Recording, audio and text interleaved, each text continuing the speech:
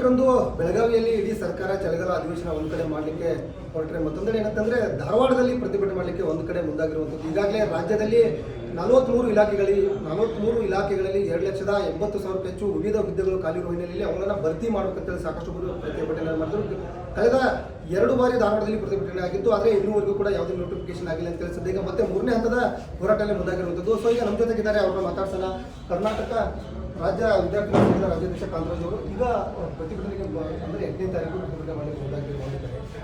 ಎಷ್ಟು ಜನ ಸೇರಿಸ್ತಾ ಇದ್ದಾರೆ, ಮತ್ತೆ ಈಗ ಕಳೆದ ಬಾರಿ ಸೆಪ್ಟೆಂಬರ್ ಕೂಡ ಪ್ರತಿಭಟನೆ ಸರ್, ಈಗ ನಾವು ಸೆಪ್ಟೆಂಬರ್ 25ನೇ ತಾರೀಕಿನ ಹೋರಾಟ ಮಾಡಿದ್ವಿ. ಅದು ಮುಂದಿನ ಭಾಗವಾಗಿ ನಾವು ವಿಜಯಪುರದಲ್ಲಿ, ಮೈಸೂರು, ಬೆಂಗಳೂರಲ್ಲಿ ಮತ್ತು ಈಗ ಸೆಷನ್ ನಡಿಬೇಕಾದ್ರೆ ಬೆಳಗಾವಿಯಲ್ಲೂ 11ನೇ ತಾರೀಕು ಒಂದು ಹೋರಾಟ ಮಾಡ್ತೀವಿ ಸರ್. ಅದಕ್ಕೂ ಮುಂಚೆ ಏನು ಸೆಷನ್ ಸ್ಟಾರ್ಟ್ ಆಗುತ್ತೆ 8ನೇ ತಾರೀಕು, ಅದೇ ದಿನ ನಾವು ಇಲ್ಲಿ ಒಂದು ಧಾರವಾಡದಲ್ಲಿ ಶ್ರೀನಗರದಿಂದ DC ಕಚೇರಿ ಒಳಗೆ ತನಕ ಪಾದಯಾತ್ರೆ ಮಾಡ್ತಾ ಇದ್ವಿ. ಏನು ಇವತ್ತು 43 ಡಿಪಾರ್ಟ್ಮೆಂಟಿಂದ 2,76,386 ಖಾಲಿ ಹುದ್ದೆಗಳಿವೆ.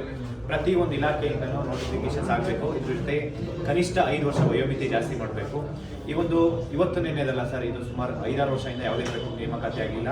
ಸರ್ಕಾರ ಏನೊಂದು ರಾಜ್ಯ ಸರ್ಕಾರ ಪ್ರಣಾಳಿಕೆಯಲ್ಲಿ ಹೇಳಿತ್ತು, ನಮ್ಮ ಸರ್ಕಾರ ಬಂದು ಒಂದೇ ವರ್ಷದಲ್ಲಿ 1 ಲಕ್ಷ ವೇಕೆನ್ಸಿ ಫಿಲ್ ಮಾಡ್ತೀನಿ ಅಂತೇಳಿ. 2.5 ವರ್ಷ ಆಯ್ತು ಸರ್, ಇಲ್ಲಿವರೆಗೂ 2.5 ವರ್ಷದಿಂದ 5,000 ವೇಕೆನ್ಸಿ ಫಿಲ್ ಆಗಿಲ್ಲ.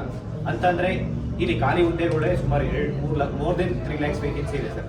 ಅಂದರೆ ಇಷ್ಟಿದ್ರೂ ನಮಗೆ ಈ ಒಂದು ಯಾವುದೇ ನೇಮಕಾತಿ ಪ್ರಕ್ರಿಯೆ ಇಲ್ಲ.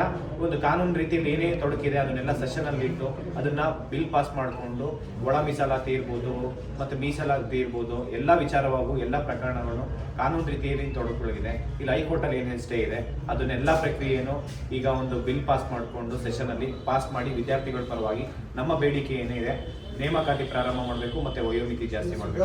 ಎಷ್ಟು ವಿದ್ಯಾರ್ಥಿಗಳು ಪ್ರತಿಭಟನೆ ಯಾವತ್ತು ಭಾಗಿಯಾಗ್ತಾರೆ? ಡಿಸೆಂಬರ್ 8ನೇ ತಾರೀಕು. ಆಮೇಲೆ ಎಷ್ಟೊತ್ತಿಗೆ ಸ್ಟಾರ್ಟ್ ಮಾಡ್ತೀರಿ, ಎಲ್ಲಿಂದ ಎಲ್ಲಿವರೆಗೂ ಮೆರವಣಿಗೆ?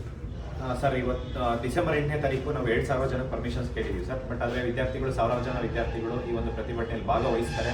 ಅದು ಶಾಂತಿಯುತವಾಗಿ ಮಾಡ್ತೀವಿ. ಅದು ಶ್ರೀನಗರದಿಂದ DC ಕಚೇರಿ ತನಕ ಪಾದಯಾತ್ರೆ ಮಾಡ್ತೀವಿ. ಅಂದರೆ ಅವತ್ತೇ ಅಧಿವೇಶನ ನಡೀತಾ ಇರ್ತೈತಿ, ಯಾರಾದರೂ ಸರ್ಕಾರದ ಪ್ರತಿನಿಧಿಗಳು ಬಂದು ಮನೆ ಸ್ವೀಕಾರ ಮಾಡಬೇಕಾ ಅಥವಾ ಡೈರೆಕ್ಟ್ DC ಅವರಿಂದ ಸರ್ಕಾರ ಕೊಡ್ತೀವಿ? ಅವತ್ತು ವಿದ್ಯಾರ್ಥಿಗಳೆಲ್ಲ ಸೇರಿದ ಮೇಲೆ ಅವತ್ತು ಡಿಸೈಡ್ ಮಾಡ್ತೀವಿ ಸರ್. ಸರ್ಕಾರದಿಂದ ಒಬ್ಬರು ರೆಪ್ರೆಸೆಂಟೇಟಿವ್ ಬಂದು ಅವತ್ತು ನಮ್ಮ ಮನವಿನ ಸ್ವೀಕಾರ ಮಾಡಬೇಕು. ಅಲ್ಲಿವರೆಗೂ ನಾವು ಪ್ರತಿಭಟನೆ ಮಾಡ್ತೀವಿ. ಒಂದು ವೇಳೆ ಏನಾದರೂ ಪೊಲೀಸ್ ಇಲಾಖೆ ಪರ್ಮಿಷನ್ ಕೊಡಲಿ ಆಗ್ತದೆ. ಕಳೆದ ಡಿಸೆಂಬರ್ 1ನೇ ತಾರೀಕು ಬೇರೆ ಸಂಘಟನೆ ಕೂಡ ಪ್ರತಿಭಟನೆ ಅವತ್ತು ಪರ್ಮಿಷನ್ ಕೊಟ್ಟಿರಲಿಲ್ಲ. ಅರೆಸ್ಟ್ ಆದರೂ ಒಂದು 30 ಜನ ಅರೆಸ್ಟ್ ಆದರೂ ಒಂದು ಕೇಸ್ ಆಗುವಂಥ ಕೆಲಸ ಆಗುತ್ತೆ. ಬಟ್ ನಾಳೆ ಡಿಸೆಂಬರ್ 8ನೇ ತಾರೀಕು ಕೂಡ ಹಾಗಾದರೆ ಹೇಗೆ ಪರಿಸ್ಥಿತಿ? ಸರ್, ಇಲ್ಲಿ ಹುಬ್ಳಿ ಧಾರವಾಡ ಕಮಿಷನರ್ ಅಂತ ಶಶಿಕುಮಾರ್ ಸರ್ ಮೇಲೆ ನನಗೆ ಸಂಪೂರ್ಣ ನಂಬಿಕೆ ಇದೆ. ಅವರು ಈ ಒಂದು ಪರ್ಮಿಷನ್ಸ್ ಡಿನೇ ಮಾಡಲ್ಲ, ಕೊಟ್ಟೆ ಕೊಡ್ತಾರೆ ಅಂತೇಳಿ. ಯಾಕೆ ವಿದ್ಯಾರ್ಥಿಗಳ ಮೇಲೆ ಅವ್ರಿಗೂ ಕಾಳಜಿ ಇದೆ. ಈ ಒಂದು ಸಮಸ್ಯೆಗಳಿಗೆ ಪರಿಹಾರ ಅಂದರೆ ಪ್ರತಿಭಟನೆ. ಯಾಕೆಂದರೆ ನಾವು ಪ್ರತಿಭಟನೆ ಮಾಡೋದು ನಮಗೆ ಕಾನೂನು ರೀತಿಯಲ್ಲಿ ಫಂಡಮೆಂಟಲ್ ರೈಟ್ಸು. ಇದನ್ನು ಅವ್ರಿಗೂ ಗೊತ್ತಿದೆ ಸರ್. ನಮಗೆ ಶಶಿಕುಮಾರ್ ಸರ್ ವಿದ್ಯಾರ್ಥಿಗಳ ಮೇಲೆ ಕಾಳಜಿ ಇದೆ ಮತ್ತು ಅವ್ರ ಮೇಲೆ ನಂಬಿಕೆ ಇದೆ ಸರ್. ನಾವು ಪ್ರತಿ ಸತಿ ಹೋರಾಟ ಮಾಡಿದಾಗ ಅವ್ರ ಮೇಲೆ ನಮಗೆ ಸಂಪೂರ್ಣ ಬೆಂಬಲ ಕೊಟ್ಟು ನಮ್ಮ ಬೇಡಿಕೆ ಏನಿದೆ ಸರ್ಕಾರದ ಗಮನಕ್ಕೂ ತೊಗೊಂಬಂದಿದ್ದಾರೆ.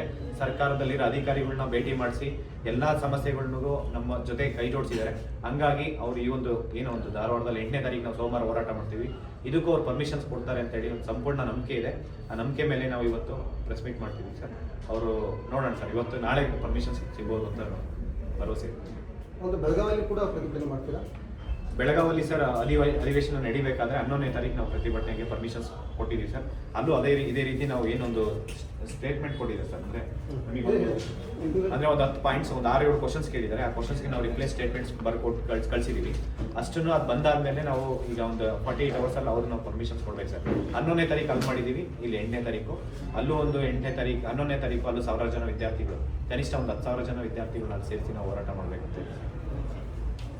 ಸೊ ಇದಿಷ್ಟು ರಾಜ್ಯಾಧ್ಯಕ್ಷ ಕಾಂತರಾಜ್ ಅವರು ಹೇಳ್ತಿರೋದು. ಪ್ರಮುಖವಾಗಿ ಡಿಸೆಂಬರ್ 8ರಂದು ಧಾರವಾಡದಲ್ಲಿ ಪ್ರತಿಭಟನೆ ಮಾಡ್ತೀವಿ. ಜೊತೆಗೆ ಬೆಳಗಾವಿಯ ಸುವರ್ಣಸೌಧ ಅಂದರೆ ಸುವರ್ಣಸೌಧ ಎದುರುಗಡೆ ನಾವು ಡಿಸೆಂಬರ್ 11ರಂದು ಕೂಡ ಅಲ್ಲೂ ಕೂಡ ಪ್ರತಿಭಟನೆ ಮಾಡಲಿಕ್ಕೆ ಈಗಾಗಲೇ ಪರ್ಮಿಷನ್ಗೆ ನಾವು ಮನವಿಯನ್ನು ಕೊಟ್ಟಿರುವಂಥದ್ದು ಮಾಹಿತಿ ಏಷ್ಯಾನೆಟ್ ಹೇಳ್ತಿರೋದು.